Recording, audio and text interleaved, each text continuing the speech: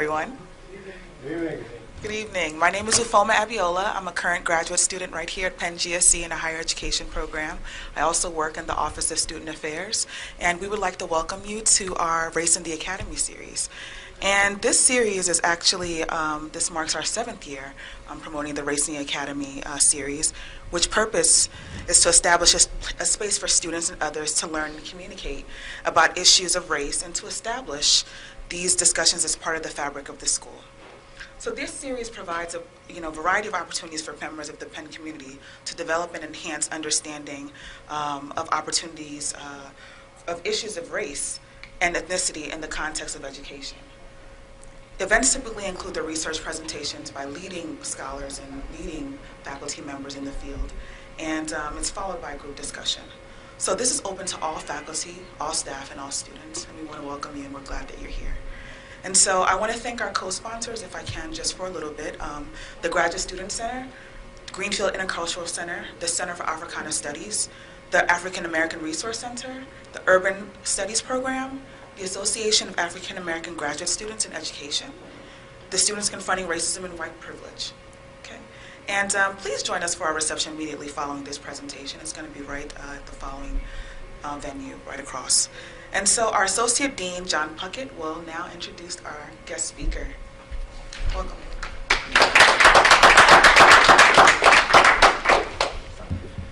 Hi, I have the privilege of introducing Henry Louis Taylor, who I've known off and on as he comes to Penn periodically for about 20 years. From my perch riding Ira Harkaby's shotgun on Ira Harkaby's stagecoach. So Henry's an all hand in these matters.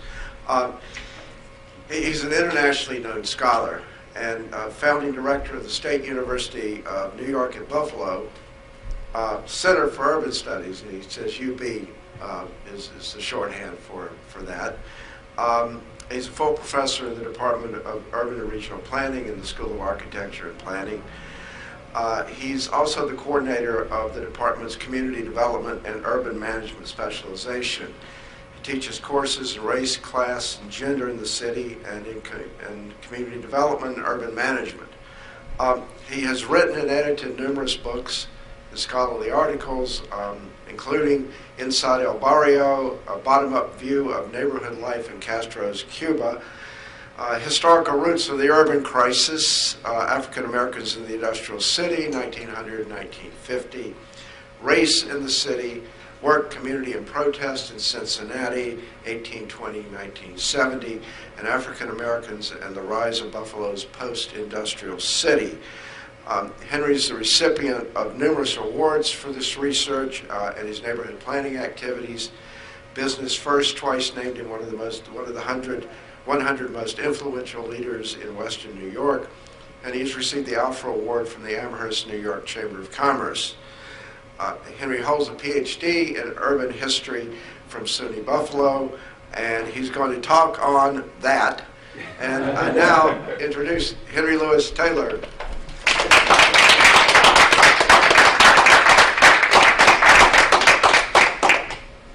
Thank you, John. It's always a pleasure to visit Penn, and especially to always get a chance to see friends. This lecture examines how the rise of the metropolitan city, emergence of colorblind racism, and shifts in urban policy constrained black neighborhood development and led to the formation of the distressed black neighborhood, a new type of residential settlement. Understanding how this intersectionality spawned the formation of distressed neighborhoods after 1970 requires reconceptualizing the 1920 to 1964 period as a radical breakpoint in the development of U.S. urban cities and necessitates understanding the role of human agency in the building of the urban metropolis. My presentation is divided into 3 parts. The first part will explore the 1920 to 1964 period, when a new urban vision informed the metropolitan city building process. The second part examines how the urban riots of the 1960s shattered this metropolitan city vision. And in the final part, I show how colorblind racism merged with neoliberal urban policies to produce the distressed black neighborhood. In 1920, for the first time, more people lived in cities than in rural countryside, thereby ushering in a new period in U.S. urban life and culture. The triumph of industry and the influx of thousands of people into urban centers converged with the rise of the automobile, the bus, and the truck to bring the process of building cities to a break point. In this tumultuous setting, business could not go on as usual. And a new breed of urban leaders came forward to forge a vision of the city. This new leadership consisted mostly of white businessmen, corporate lawyers, realtors, civic leaders, educators, elected officials, and elite white women. In their view, the central city and the surrounding suburbs were not separate places. Rather, the core and the periphery represented one big city, which should be planned and developed as a single place, anchored by home ownership, the single-family house, and neighborhoods stratified by housing cost and type. The new metropolitan city urban leaders imagined would be a monocentric place, characterized by urban planning, land use regulation, autocentricity, and middle-class suburbs dominated by the single-family, owner-occupied dwelling units. Concurrently, the core would be the hub of governance and economic development, as well as the residential place for low-income groups and racial nationalities, especially African Americans. Here, rental housing, multifamily dwelling units, public housing, and mostly trickle-down single-family houses would dominate, while a region-wide transportation system would be developed to tie the region together and to facilitate movement between the core and the suburbs. At this time, urban leaders did not advocate for a regional government because they believed that master planning would create the framework necessary to inform the activities of local governments, boards, and departments. The onset of the Great Depression, combined with the policies of the New Deal and Franklin Delano Roosevelt, to produce the conditions that made possible the creation of the metropolitan city. Because home ownership was to anchor the metropolis, revolutionizing the money mortgage system and economically rationalizing the housing markets were keys to producing neighborhoods dominated by home ownership. Prior to the Depression, home buying was a risky business. To purchase a house, a person usually had to put down about 50% of the cost and repay the loan within a 2 to 5 year period. Now, most home buyers expected to get their mortgages extended, but this was not automatic. If for whatever reasons, lenders felt that changing neighborhood conditions would jeopardize property values, they might not renew the mortgage, thereby causing the homeowner or home buyer to lose his or her investment.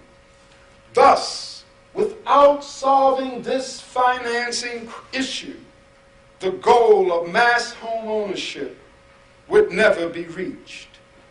Toward this end, the federal government established the Homeowners Loan Corporation in 1933 and the Federal Housing Administration in 1934. Their task was to revolutionize the money mortgage system by extending home payments over a 20-year period and by providing citizens with FHA guaranteed loans with low interest. Then, to finalize transformation of the money mortgage system, the HOLC developed a framework to guide the lending decisions of bankers and loan companies. This framework was based on the theory of neighborhood development formulated by the scholar Frederick Babcock. In his textbook, The Valuation of Real Estate, Babcock argued that neighborhoods had life cycles. They grew, developed, reached maturity, after which they declined and deteriorated into a slum and died. Babcock went on to say that racial change was the trigger that catalyzed the downward trajectory of neighborhoods. Consequently, the movement of blacks into a community sounded the death knell of that neighborhood. The reason is that the urban leaders did not believe that blacks could afford the new housing. Therefore, they should be kept out of the emerging suburban home ownership zone.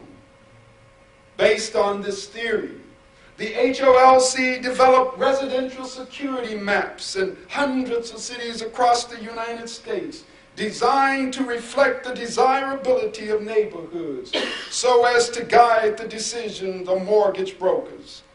In this approach, after a thorough examination of a community, it would be assigned color-coded grades. The most highly desirable neighborhoods were coded green and blue, while declining communities were coded yellow. Those blighted neighborhoods, which had reached a point of no return, were coded red. This approach to metropolitan city building had a race and class component, because the HOLC considered blacks a trigger for downward neighborhood development. Any community in which they were located was coded red, thereby establishing a linear relationship between race and neighborhood decline. This profit-based approach to residential development transformed neighborhoods into defended territories where homeowners sought to keep out people and developments that might lower property values. Building this futuristic city required that urban leaders create a market for suburban-based home ownership, and that they reconfigure the central city so that it could become the economic and governance hub of the region. This latter strategy necessitated clearing the land to make way for downtown expansion, commercial development, and the growth of hospitals, universities, and other important institutions, along with highway construction and the widening of roads. The 1949 and 1954 Housing Acts combined with the 1956 Highway Act to provide the resources necessary for implementing this metropolitan city vision.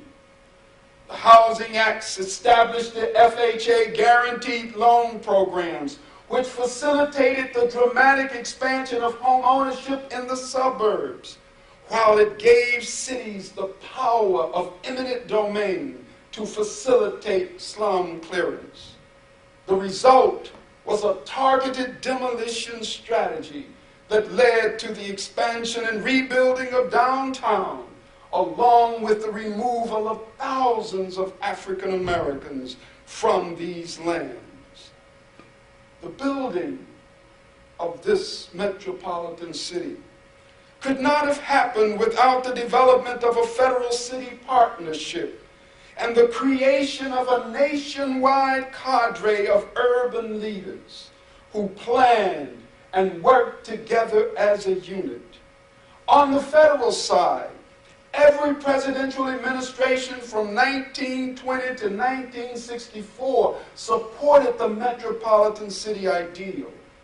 Under President Warren Harding, Herbert Hoover, then Secretary of Commerce, created the Special Division of Building and Housing, which promoted planning through the development of the Standard City Planning Enabling Act, a model law adopted by many states during the 1920s.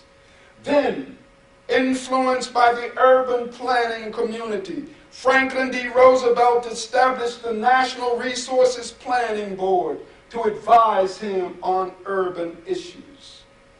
The NRPD played a significant role in popularizing urban and regional planning by funding the preparation of city and regional plans to guide the building of the post-war metropolitan city. Energized by the NRPB and their belief in the power of city planning, along with the anticipation of a major post-war boom, U.S. cities, including Dallas, Portland, Los Angeles, California, Cincinnati, Chicago, and Buffalo, Detroit, drafted comprehensive plans to guide the development of their metropolitan cities. Everywhere, city and regional planning commissions were established, and across the country, urban leaders called for the creation of low-density, single-family homes and well-planned suburban communities, while simultaneously planning for the renewal of the Central Business District and the development of transportation plans to connect the urban region. During the 1950s, as urban leaders started the implementation process, flaws in their metropolitan city strategy started to appear. Beginning in the 1940s, thousands of African Americans started their trek to urban centers, while thousands more whites began moving to the suburbs. Yet, race was a blind spot, and urban leaders saw no problem with the influx of blacks and the outmigration of whites. They were confident that good plans would guide the orderly growth and development of the metropolitan city. So when social problems started to emerge in the 1950s and early 1960s, local leaders trivialized and minimized them. They felt that issues associated with the increase in the black population, urban sprawl and congestions and controversies over urban renewal were crisis-based issues caused by inefficient government and the limited involvement of the federal government. Urban leaders felt that the federal government in particular should do more. Thus, in their quest of building a stronger federal city partnership, leaders called for the establishment of a federal Department of Urban Affairs to deal with the problems of sprawl, congestion, and central city decline. Against this backdrop, after his election in 1961, President John F. Kennedy proposed the establishment of such a cabinet-level department. In Washington, this proposal generated much debate. But interestingly, in more than 2,000 pages of congressional testimony, only one witness mentioned racial change within cities as a reason for federal intervention. At first glance, this revelation seems amazing. But in retrospect, it is not. Between 1920 and 1964, urban leaders viewed African Americans as a menace to the city, rather than as an important element in the construction of the urban metropolis. Consequently, the goal of local leaders was to minimize black interference with the metropolitan city building process. So, for example, to prevent African Americans from blighting higher income neighborhoods, urban leaders developed policies to keep them out of the suburban-based home ownership zones. They worked tirelessly to remove them from the slums adjacent to the Central Business District, and they intentionally routed highway systems through their neighborhood. Against this backdrop of racism and indifference, it is not surprising that policymakers ignore the problems of the African Americans. All that changed in the summer of 1964 when Harlem exploded in violence. Then a year later, the worst outbreak of urban rioting in the nation's history took place in Watts.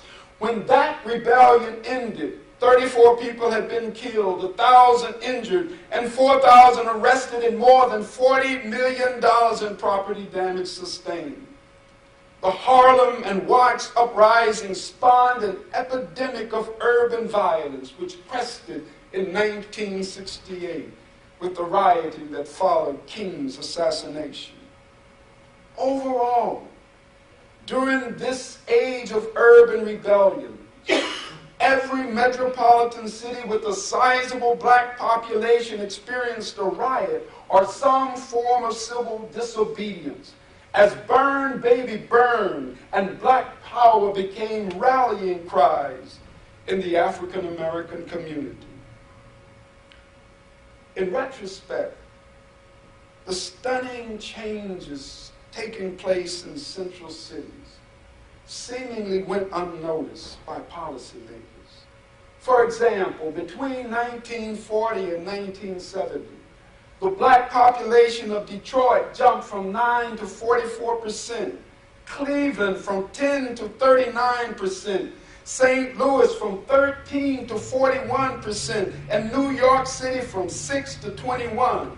In virtually every center in the country, the black population increased dramatically. As they entered this turbulent urban environment, blacks were treated with indifferent political leaders and racist police, which annoyed, frustrated, and angered them. Finally, with a vengeance, African Americans emphatically answered Lorraine Hansberry's provocative question, what happens to a dream deferred?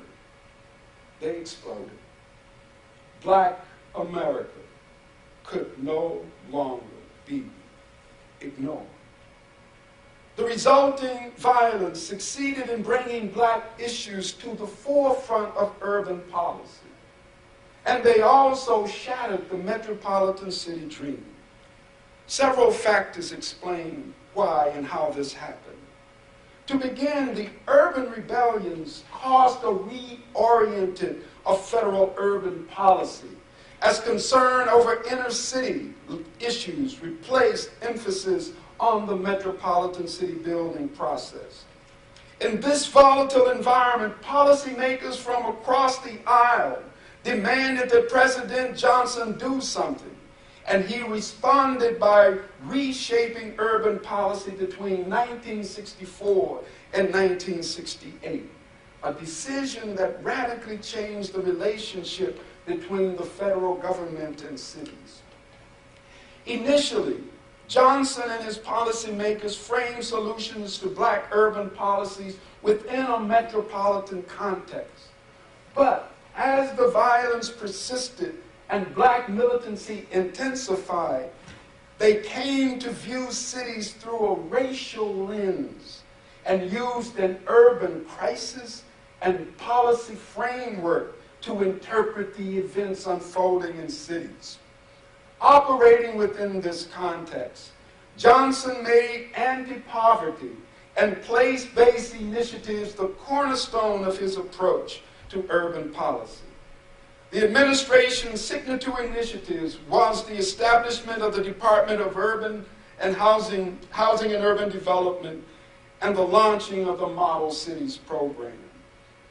Model cities represented a sea change in the federal approach to African American issues.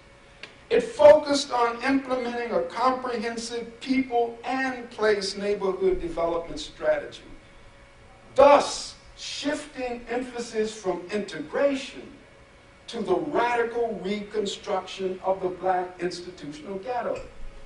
All in all, Johnson's urban strategy triggered an explosion in federal aid to cities during the late 1960s and early 70s as expenditures on social programs, direct aid to individual and federal grants to state and local governments increased exponentially. Upon reflection, despite its limitations and shortcomings, the Johnson strategy nevertheless placed black neighborhood development on a promising road. The trip, however, was short-lived. Richard Milhous Nixon was elected president in 1968 and immediately declared the urban crisis over and started dismantling Johnson's Great Society. Situated on the highest seat of political power and anchored by rock-hard support of the silent white suburban majority, Richard Nixon, with impunity, made a U-turn on urban policy. The dream of building a metropolis which created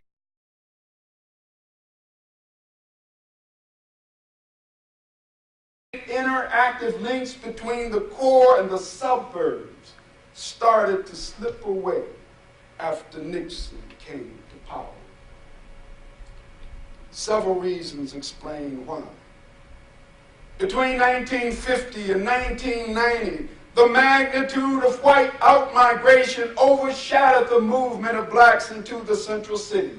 For example, between 1950 and 1990, the number of whites living in Philadelphia dropped by 50%, Chicago by 59%, and Detroit by a stunning 86%.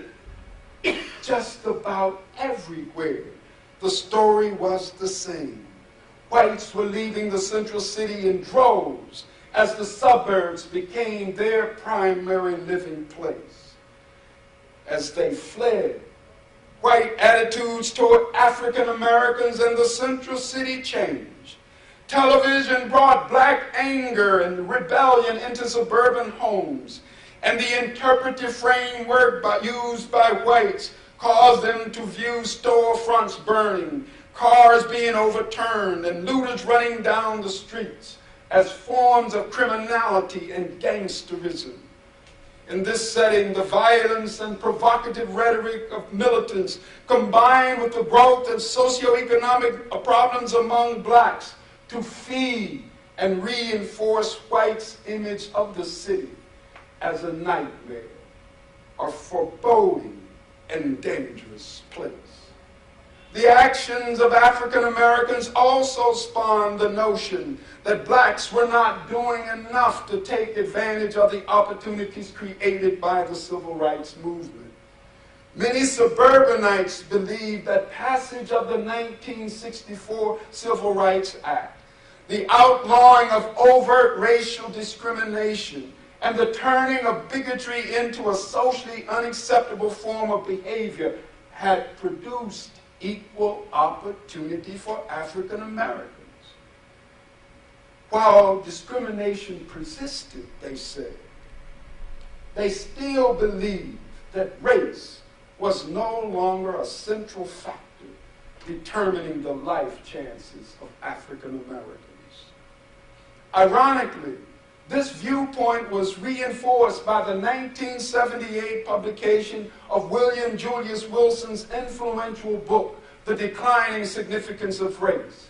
This book, written by a liberal African-American scholar, seemed to confirm the conventional wisdom of whites that the United States had entered a post-racial era where race no longer matters. These ideas blended with neoliberalism to give birth to the strange enigma of colorblind racism and popularization of the mantra, I don't see color, just people. In this new setting, a double-sided view of the metropolis emerged. Metaphorically, the central city was seen by many as an urban nightmare, while the suburbs became a universal symbol of success, the good life, and fulfillment of the American dream.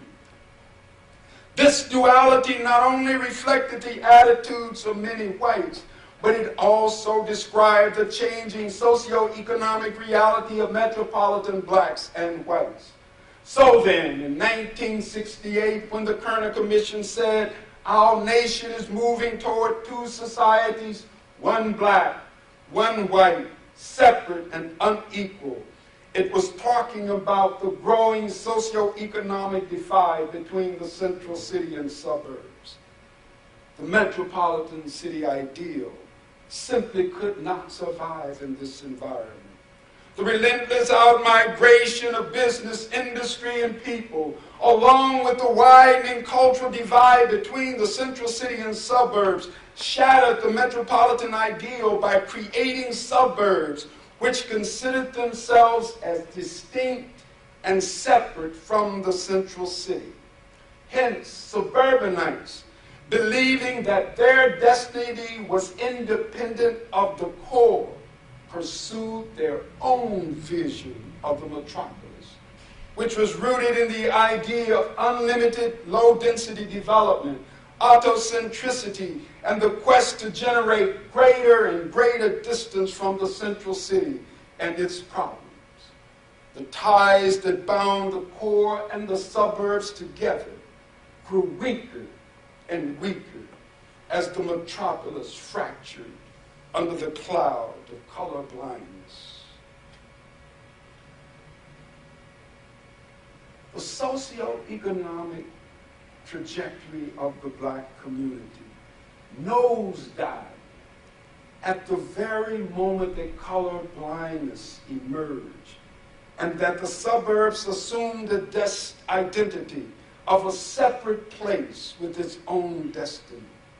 In this setting, the policies supported by white suburbanites devastated the African American community. Between 1940 and 1970, the millions of blacks who came to the city were searching for jobs and opportunities for a better life. But unknown to them, as they arrived, American society was shifting from an economic base dominated by manufacturing to one driven by knowledge, finance, and service. This new economy not only required a different type of worker, but it also needed a much smaller workforce. This was bad news. African Americans had always looked for work, even though employment was persistently high in their community. But this trend was starting to change during the 1950s, when for the first time, a small but growing number of African Americans stopped looking for work altogether. They were dropping out of the labor force. The demand for black labor was lessening, and many workers could only find employment in the low-wage sector of the economy. Thus, by the late 1960s, when the U.S. entered the post-civil rights era, structural joblessness, unemployment, concentration in low-wage service jobs were emerging as the big problems facing the African American community. Not even the enthusiastic recruitment of black students by historically white colleges and universities could slow down or offset this growing trend. These new problems hit the African American with sledgehammer force, causing the institutional black ghetto to be turned into the distressed neighborhood, a new type of black residential environment. Upon reflection, the institutional ghetto might have been segregated, but it was nonetheless an energetic and highly organized community that was filled with hope, optimism, and determination. It was informed by the values of solidarity and struggle, led by teachers, ministers, doctors, lawyers, and workers, anchored by the school, church, and public power, and imbued with a culture of work and self-sacrifice. Although faced with hard times and the constant struggle for survival, blacks nevertheless created jazz, blues, the gospels, and the melodic sound of soul music. However, things started to change rapidly in the 1960s when the institutional ghetto gave way to the distressed neighborhood. By the mid-1970s, conditions in the black community rapidly deteriorated as the magnitude of distress intensified. The sociologist Paul Jagowski says that between 1970 and 1990, as jobless poverty spread, the number of blacks living in high poverty neighborhoods increased by more than 70%. Structural joblessness amplified neighborhood problems, causing issues like underperforming schools, poverty, crime, family dissolution, and outlaw culture to increase exponentially. Then in the late 1970s and 80s, as hardship grew and opportunities diminished, the black community was pounded by a crack cocaine epidemic and mass incarceration. Socioeconomic conditions worsened. Higher income blacks started to leave, thereby greatly weakening the community's organizational and institutional structure. In this new transitional setting, a new institutional structure emerged, which was composed mostly of supportive service agencies and nonprofit organizations, which were often led by white stakeholders. This was the nadir in black urban communities, as socioeconomic distress became the most characteristic feature of black inner city life. Let us now return to the theme of colorblind racism and the persistence of racial inequality in the United States. Colorblindness was not benign. During the 1970s, 80s, and 90s, not only did colorblindness trivialize and disguise the depths of black suffering, but also its disciples pursued urban policies that would worsen the socioeconomic conditions plaguing African Americans. Time will not permit a full discussion of this, so I'm going to paint with broad strokes. Suburbanites used their domination of the metropolis to gain control over state legislatures and the Congress, thereby enabling them to elect politicians who supported their neoliberal policy options, including mass incarceration. Nationally, from Richard Nixon onward, federal urban policies informed the development of state and local policies. These so-called neutral policies created a menu of initiatives that wreaked havoc in the African American community.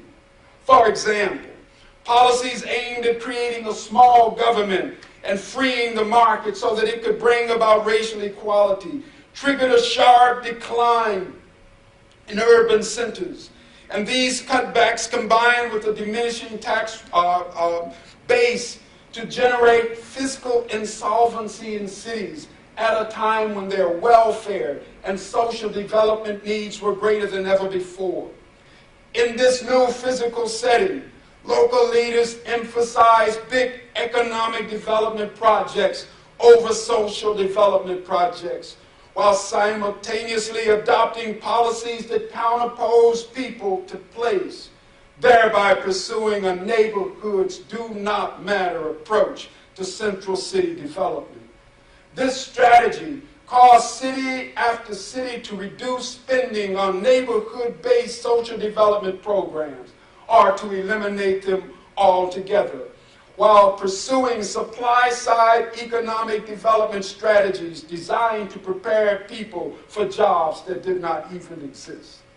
In this environment, the public education system collapsed, thereby reinforcing the savage inequality between the races.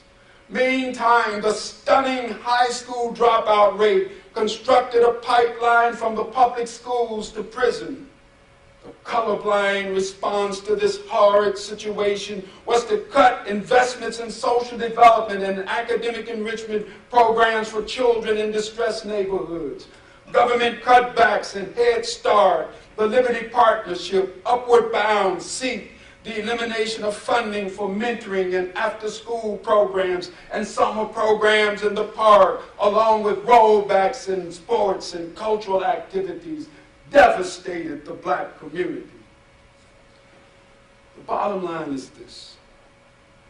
Parents who make less than $25,000 annually and who pay more than 40% of their income on housing simply cannot make the same investment in their children as do middle and upper class parents. And without these investments, their children cannot compete. To add to this equation, the colorblind racists added the pursuit of charter schools, high-stakes testing, attacks on teachers and their unions, while simultaneously blaming the parents and their children for the failure of public education. Concurrently, other colorblind racists invested in the American education prison complex, making billions off of the misery they created in the first place. Upon reflection, the conditions of African Americans in the post-civil rights America reminds me of that old saying, everything changes, but everything remains the same. After 1970, black Americans found themselves on a treadmill, running like crazy, but going nowhere. In closing, this dire picture of inner city distress, which I have just painted, does not mean that we cannot transform these troubled places into great communities in which to live and work and raise a family. On the contrary, our futures are not immutable and fixed in time. We can change this reality. But for this to happen, we must fundamentally alter our approach to building the urban metropolis. My argument is that the way we build the metropolis generates socioeconomic and spatial injustice, including the development of distressed neighborhoods. Colorblindness and injustice are inextricably linked. We must build intentionally the good and the just city. Einstein once said that you cannot solve a problem with the same type of thinking that created it in the first place. So, without changing the way we build cities, without altering our values that undergird this building process, we cannot succeed. Lastly, my comments are not meant to make anyone cynical or depressed. Rather, it is meant to challenge everyone to rebuild cities, rebuild systems, and create a new and a better America. They say, some, that this is impossible. Maybe so. But my father taught me that impossibility only describes the degree of difficulty involved in achieving a task. So I say to you, my friends, let us dream this impossible dream. Join together and fight to make it a reality. Thank you.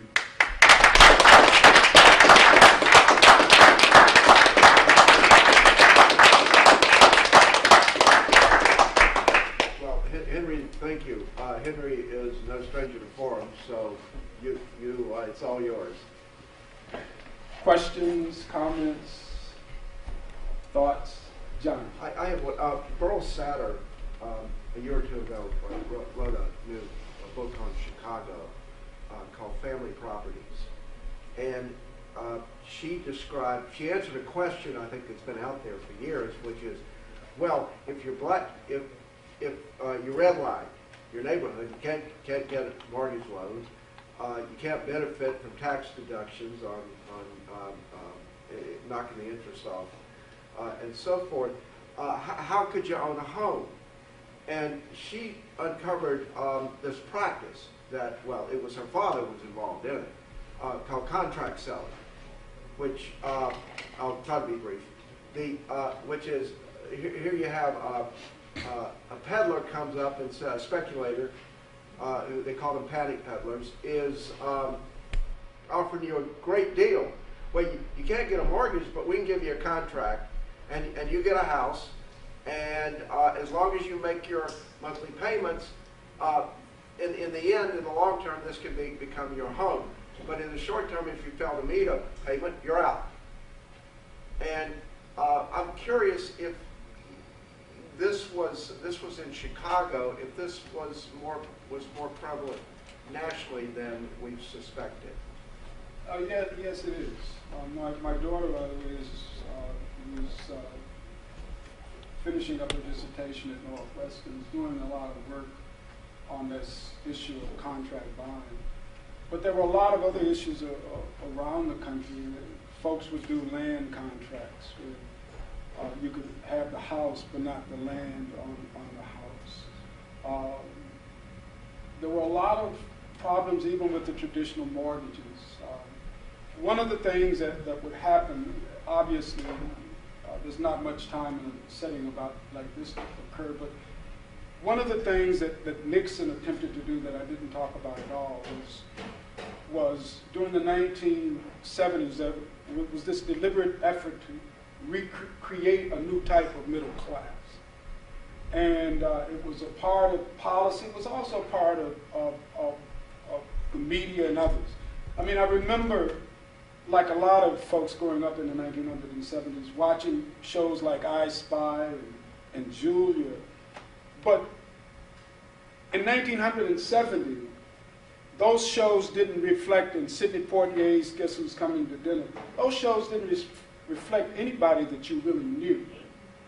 But by 1980, they reflected a lot of people that you knew.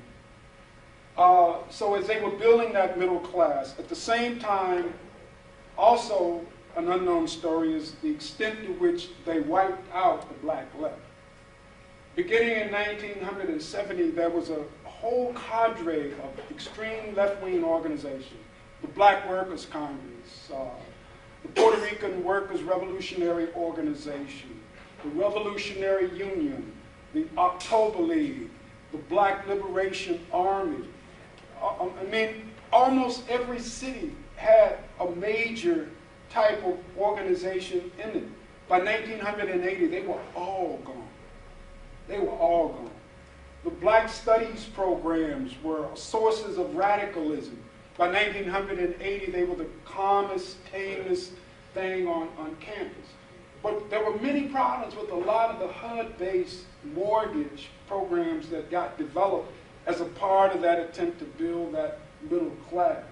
And we're just now beginning to unearth a lot of those issues. But even more importantly, many of the homes that blacks did buy, because of the places in which they were located, those homes were like buying a car. They lost value, did not increase value over time. But the tragedy of all of that is, and why I go back to the issue that how we build cities matter. They matter. As people separated out, they forgot about all of these other issues. And it made it easy for them to buy into theories and beliefs that they would support. I mean, like, my friends don't like me to ask these questions, but I ask them anyway. When they talk about the 1%, I mean, it's a great slogan. I love it. Against the 99%. The question I always raise, who among the 99% are supporting this 1%? Where are their collaborators? Where are their supporters? And we find that they're connected to the suburbs. I mean, I think whites in the central city tends to have a very different type of ideology. A lot of that has relationship to proximity, et cetera, et cetera. So those are some of the hard questions that we have to pose, because if we want to reconfigure the United States and change things, we have to understand the sources of that conservatism and the sources that keep that conservatism alive, because it is these policies that's coming down that's creating the obstacles and the barriers that we face down on the ground in the cities.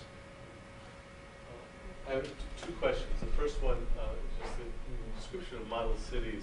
I mean, one of the issues that gets raised is how serious was it? That is, even under Johnson, that is, as Nicholas Lehman's book points to, in a certain respect, is there ever really that focus that was needed on urban problems? But more important, was it in fact not as central as it could and should have been, and in fact highly contradictory given the war in Vietnam and American militarism in the 60s. It was providing butter to swallow the guns, in effect. I don't know what your thoughts are about that before I ask you another question. Yeah, I mean, I think that's a kind of great question. I think a number of mistakes have been made in the evaluation of the Johnson administration's policy. And ironically, some of his policies, not enough work has been done on. But I think the single most important error that has been made in that, well, not the single most, one of them, is that 4 years he was in and out. Model cities doesn't even get off the ground until 1967. The reality is, because of the short span, everybody, well, not everybody, but you guys know, and maybe you know, and maybe you probably know, that 4 years, way too short. So that's why I said he put it on a promising road. With the idea, going back to our discussion of the arc, that once you get off into water, you've got an opportunity to reframe, add things, figure it out, if you're moving in the right direction. So the place-based strategy, the idea that you have to figure out how to solve these problems in a neighborhood, was what was key and what was essential. And when you move away from realizing you got to transform people and their neighborhoods, then we were off into la-la land and all other kind of issues.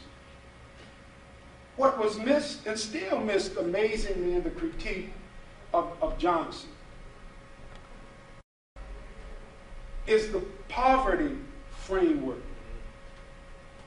Poverty is a part of what I refer to as the Santa Clausification of America.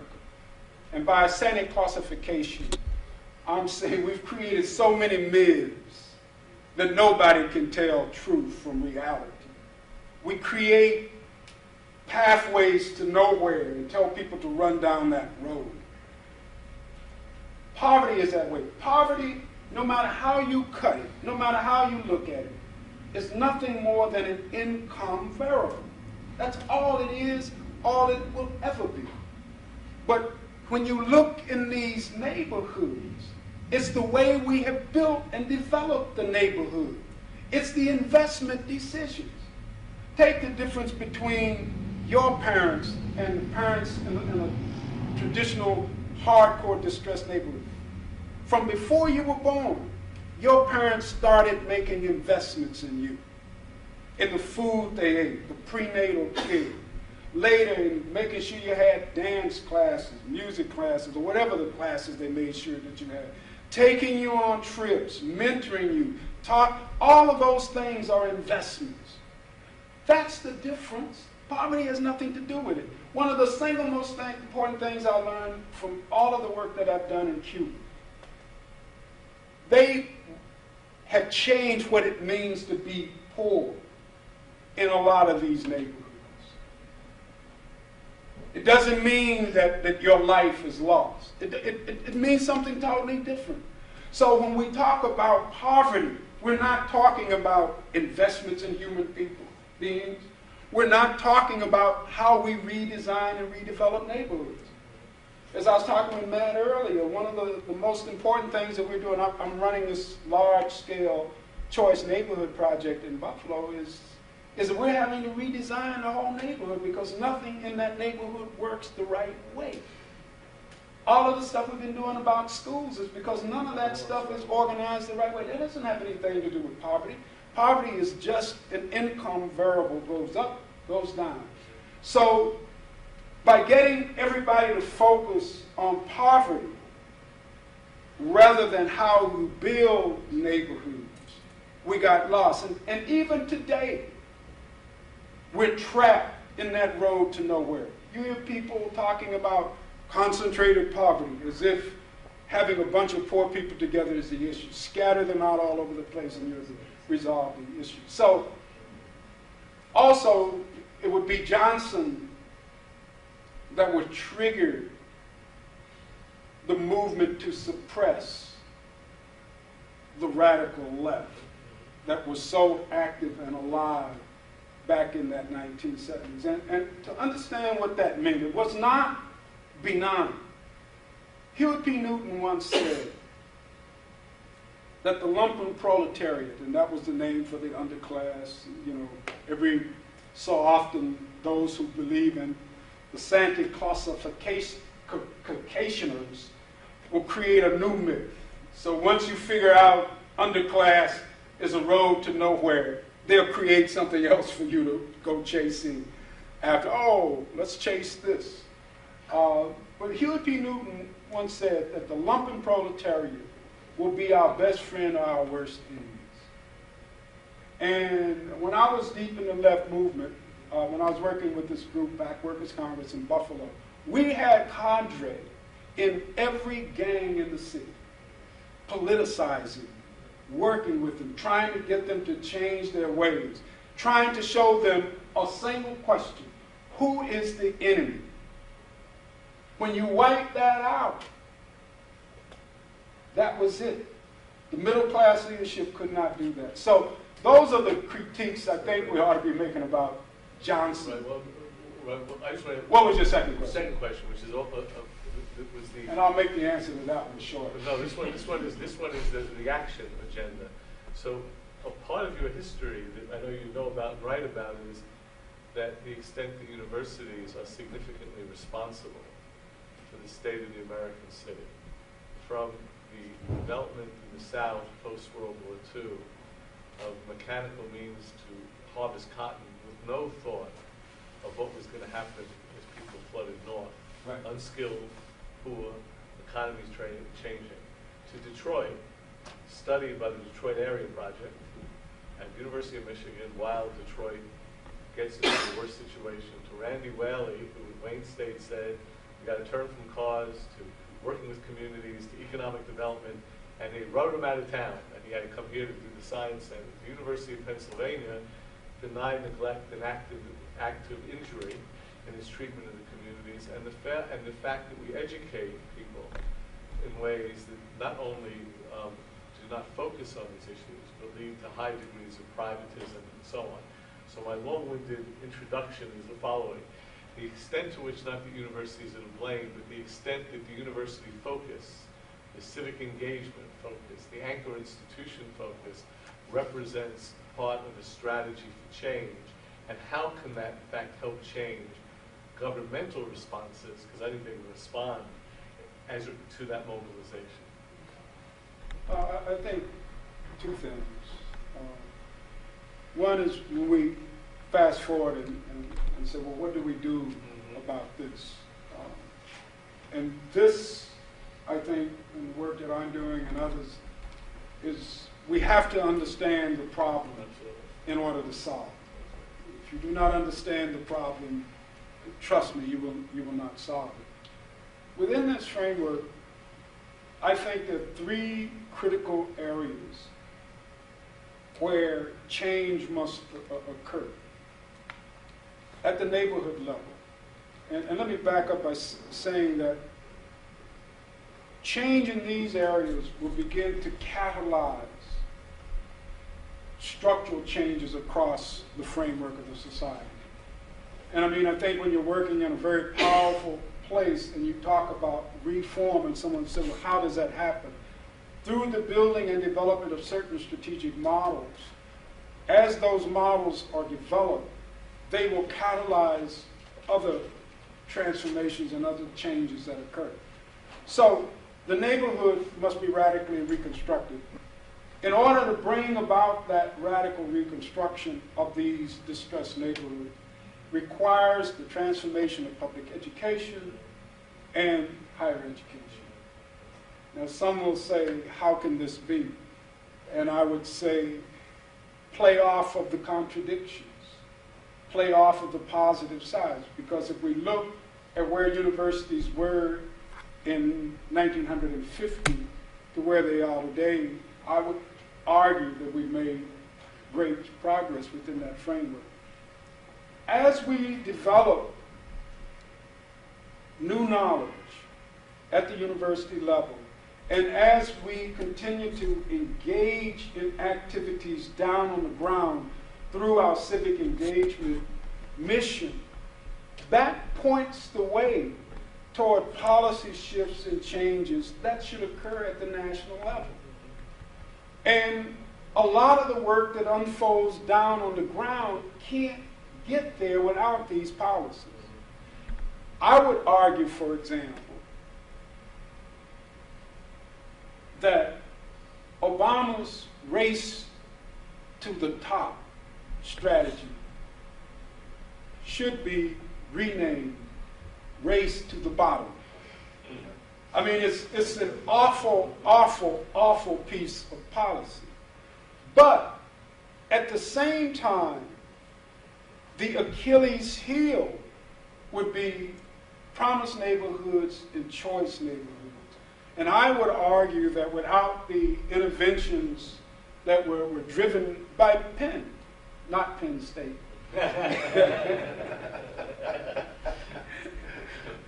and a whole group of us nationally, that small piece of legislation and the role of the university would not have happened. And that's hugely important because our school might be the only choice project in the country where an actual university is the planning coordinator, but other universities are involved. And so we can't minimize that. And the other part of it is without two things. Without one, scholars producing this knowledge, then we don't get the levels of enlightenment. And without scholars and students and staff working down on the ground, we don't get it. And then when we're able to move into these upper tiers, where we actually are able to influence the financial investments of cities, not of cities, but of universities in important ways, and to leverage their involvement with city and even state government, it makes a difference. So those are the critical places that this change has to occur. But change has to also occur with other institutions, what we call anchor institutions that are embedded in cities. But we also have to get non-anchors to do things that they don't normally do. I know Michael Porter's work in competitive inner city folks. I mean, they get a lot of criticism from the liberal community. And they deserve that criticism. They really do. But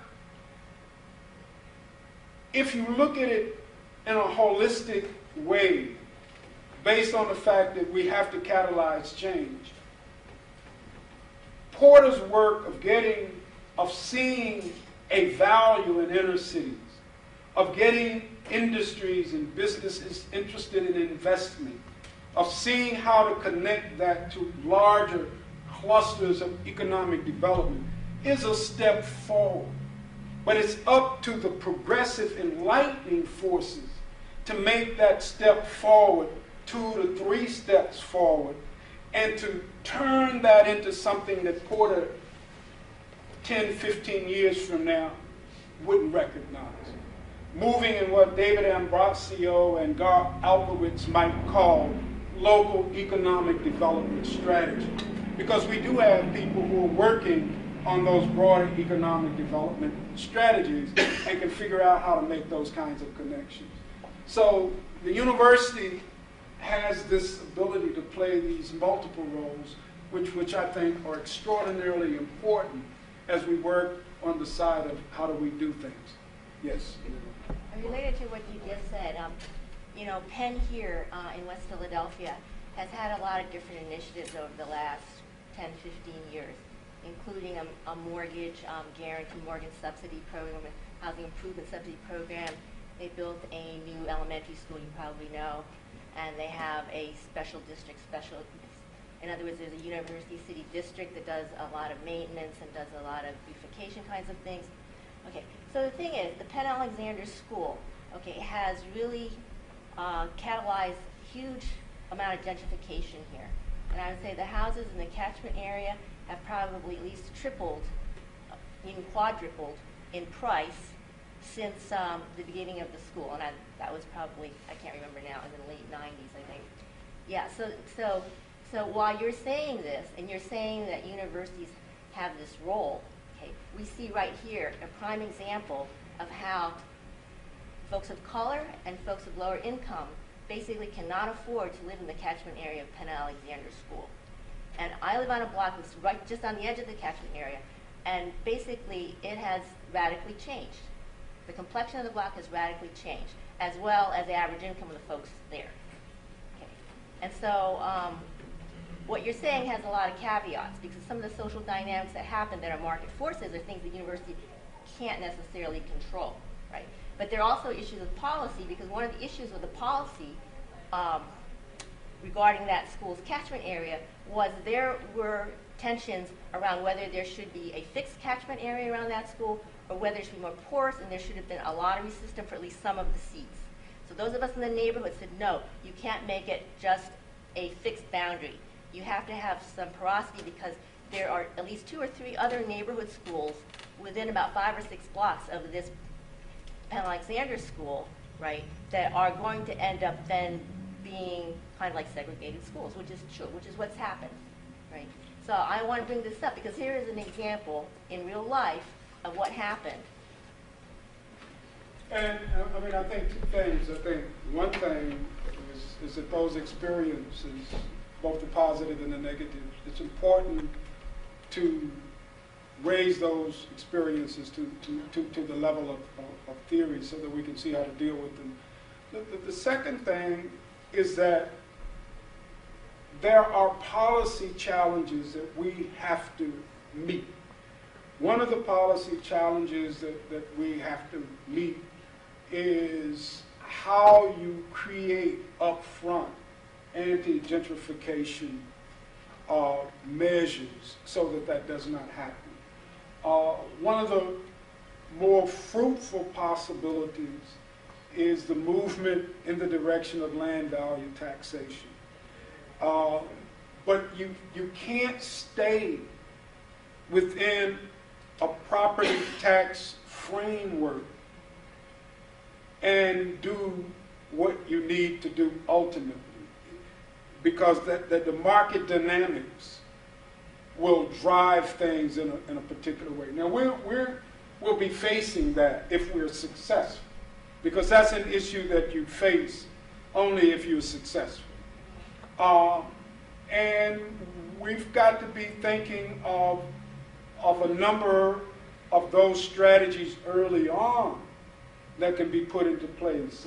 One of the things that people use is land banking, so that you can capture a certain amount of land in order to do it. But for me, in a gathering like this, the single most important thing is to talk methodology. It doesn't mean that the university was evil or wrong. It meant that at a certain point in time, battles over certain issues don't get won, or you don't think about it. Because we build this road as we travel it, and we run across things when we run across them. And so that's the importance of summarizing that so that we will know what will happen. But we have to develop strategies that will drive against gentrification, and the best way to do that is to start tackling the issues of valuation. And I mean, we ran some numbers because we're working in a neighborhood where we know it's only a matter of time of what happened. And we ran numbers in relationship to land valuation, taxation, and what happens if you're in that type of framework. And I'm still kind of thinking that we have to go much farther either than that, so that you can guarantee the type of population mix that you want to have. And you also have to build what I call integrative institutions, because if you do not build, and by an integrative institution, I mean as you begin to bring new higher income groups into a neighborhood and a community, how do you integrate them with the other residents so that the other residents' voices are not muted, and so that they feel a part of a cross-class community rather than you start to get pockets of interest? I was going to say, I think you're right. We have to learn these lessons, but the issue really at the bottom is the will of the institutions to be that foresightful and to really push for these policies, which they cannot institute alone, because it has to be with cities, with school districts, or whatever. So I think there is a big issue there. You know, that's the crux of the issue to me. Well, I think right on with that. The processes of battling And what you're inside of these institutions, because it's the cultural force inside of these institutions is an ongoing battle and an ongoing struggle. Right. And It what really is. I would say, going back to some of your roots, is until the neighborhood folks really organize and confront the institutions, these policies aren't going to change, because of just the force of things. I mean, it's just social reproduction, the education system, local government, and so there is so much working against folks in the community that folks in the community really have to get it together, and that hasn't been happening for a long time. No, it has to occur concurrently. I mean, it really does. And I'm saying that American neighborhoods today are the most disorganized in the world. What I said earlier, the leadership inside of these neighborhoods was purged. They were purged through violence. They were violently uprooted. And right now, in most of these communities, you find many residents who are detached and alienated from all formal types of organizations. They live almost exclusively in the informal world. Many of the larger institutions, as I alluded to, are now headed by stakeholders. They're not headed by residents. In most places, the strongest organizations are the block clubs, and they are usually very, very weak. So we've got to rebuild that neighborhood leadership base at the same time that we do these other issues, and learn from the experiences as we go forward. So it has to be done hand in hand. John? There's an understatement. I know that Obama's got a lot on his plate. He came to the presidency in 2008 and with his autobiography, and a sizable chunk of that book is about his roots in community organizing. What do you think about is in fact a re-elected Obama, because we were watching bloodletting on the Republican side keep going, and assuming that it goes, Obama's going to have a pretty good chance of getting re-elected. Are we going to see a kind of renewal of that earlier commitment that he so articulated in a beautiful way in that about the power of local communities? Or is this was that just naive?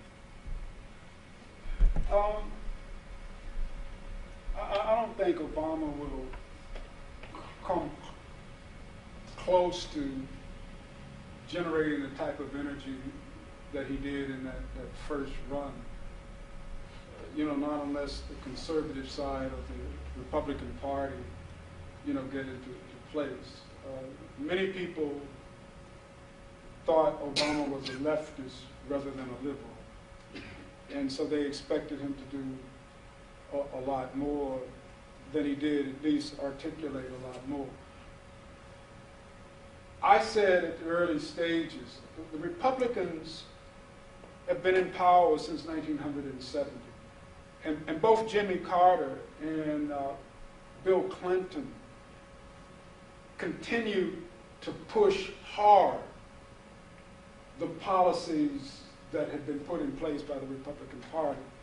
I don't see much change, if any, in the things that they did. So I consider them a part of that Republican rule. I think it's important that we try to string together as many consecutive terms on the Democratic side as possible.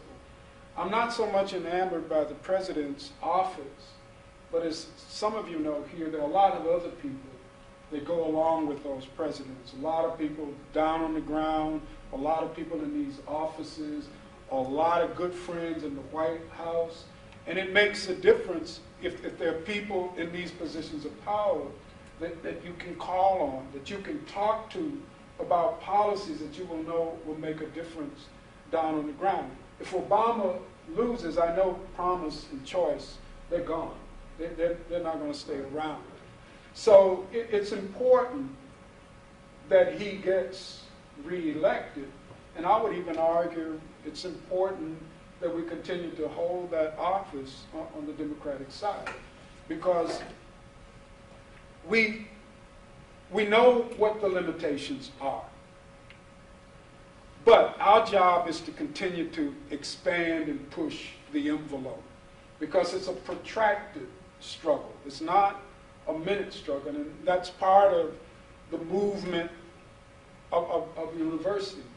So you've got to continue that fight. We know what the dangers are. We see Penn, we see Ohio State attempting to move that same kind of directions with deep investments, but investments that tend to be a lot more neoliberal and a lot less aimed at recreating neighborhoods and communities. But we welcome that fight. We welcome that fight because those are the battles that we have to have. And I've always said that the four things that we have to be able to do. One is that we have to build a body of knowledge that allows us to understand what we're confronted with. This is why it's not enough to talk about what Penn has done. It must be elevated to the level of theory so that we can read it, study it, understand it. Second, we have to work toward creating critical consciousness among the masses of people. Critical consciousness, not just consciousness, but an understanding of their plight and the reason why.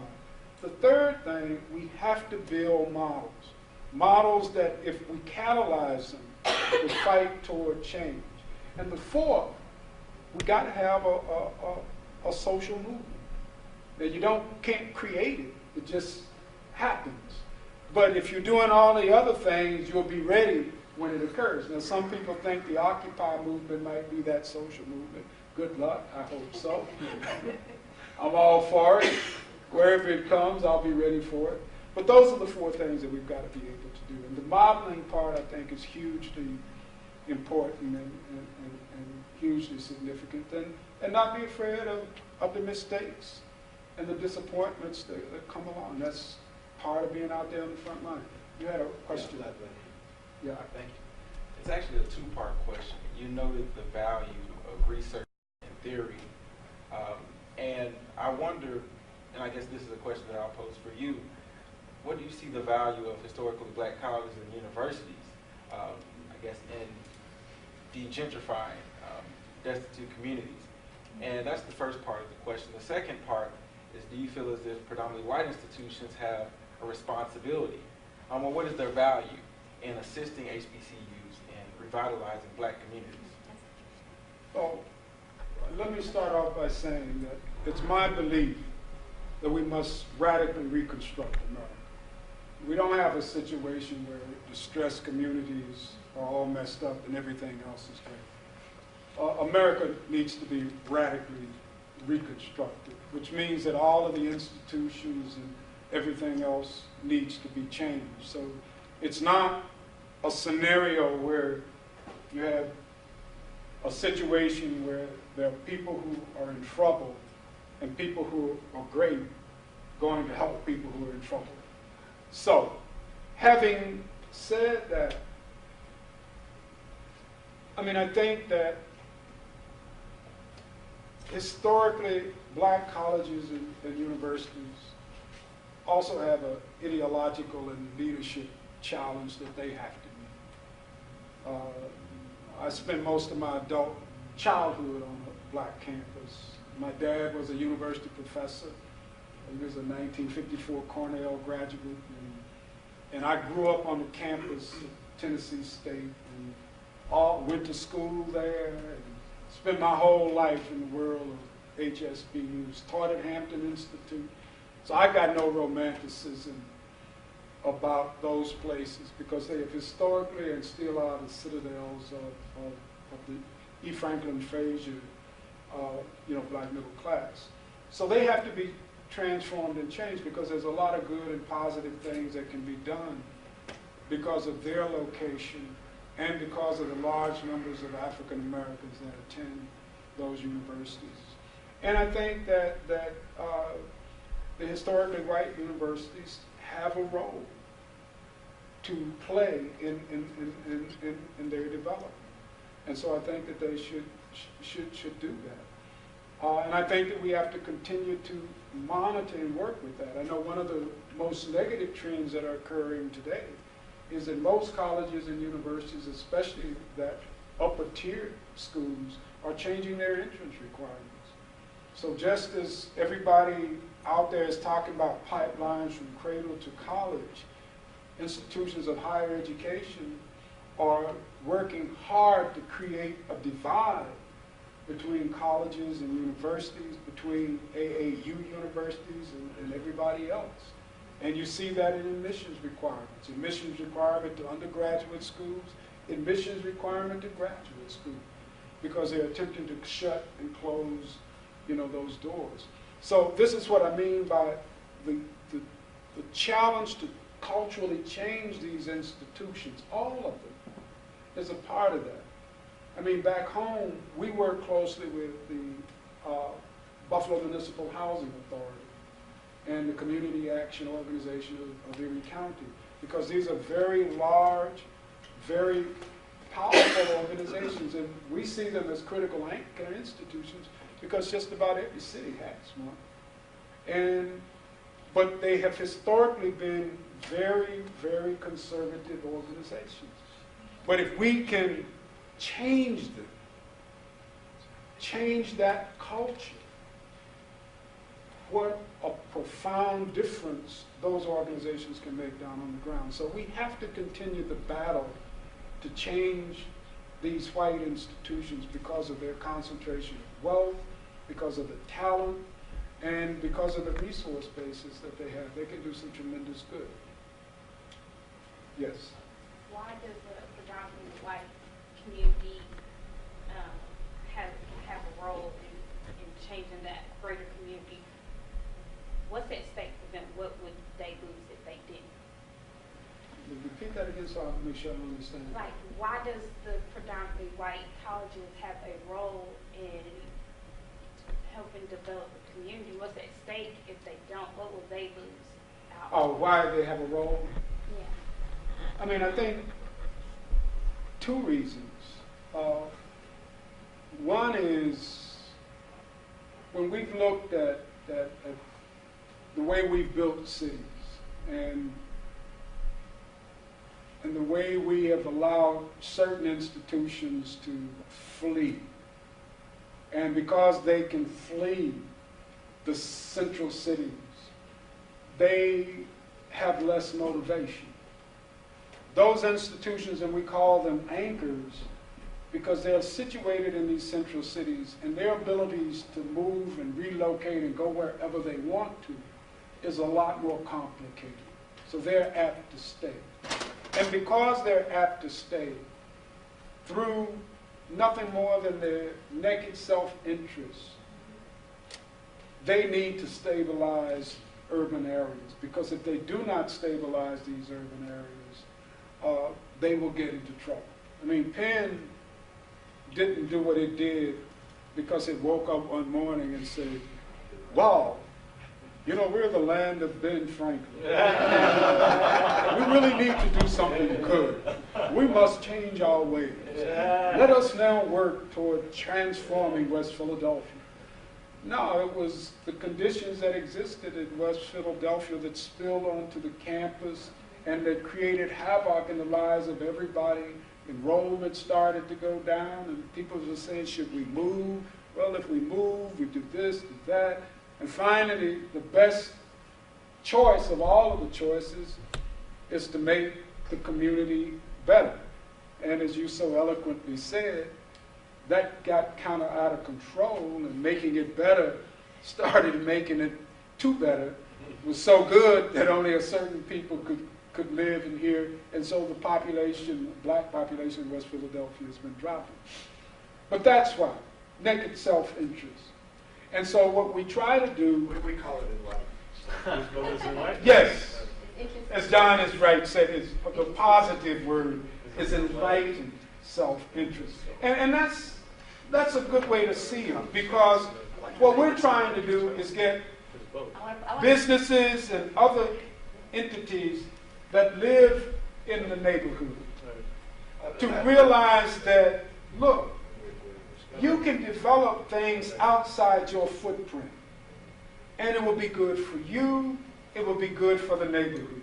And so enlighten means that you try to get them to see what's in it for themselves, and how through joining a partnership with others, they can make their life better. Enlighten rather than naked, because in the end, their abilities to do well can not only benefit themselves, but if it's done properly, it can benefit others. I just want to pose another term, interest convergence from critical race theory. I think that's more accurate. Interest and conversion comes together.